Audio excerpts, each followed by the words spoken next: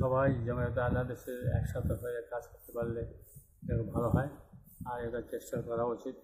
সবাইকে অনুরোধ করি সবাই, আমি তো অসুখ হয়ে গেছি, বাকি বাড়ির লোক যারা আছে সবাই মিলে একসাথে হয়ে কাজ করার চেষ্টা করুক। আল্লাহ তৌফিক দিন। আমিন।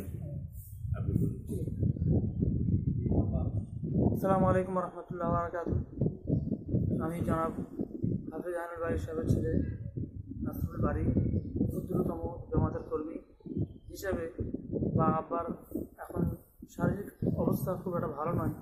তাঁরও যা মনের ইচ্ছা, আমারও তা মনের ইচ্ছা যে জমাতের কর্মীরা সবাই যেন একত্রিত হয়ে আমরা কাজ করতে পারি, সেই লক্ষ্য ও উদ্দেশ্য নিয়ে আমরা সকল ভাই যেন মুসলমান হিসেবে একত্রিত হয়ে কাজ করতে পারি, তার জন্য আমাদের সকলের সর্বচেষ্টা যেন হওয়া উচিত বলে আমিও মনে করি।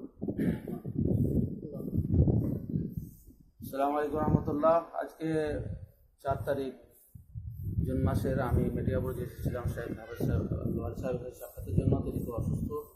আমরাও চাইছি একতার বার্তা তিনি যা দিয়েছেন সেটা গ্রহণ করতে।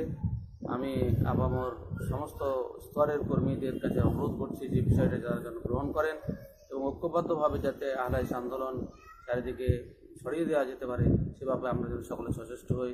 আল্লাহ তাআলা আমাদের ঐক্যের এই প্রচেষ্টাকে যেন গ্রহণ করেন, আমরা দ্রুত ঐক্যবদ্ধ হয়ে যেন কাজ করতে পারি।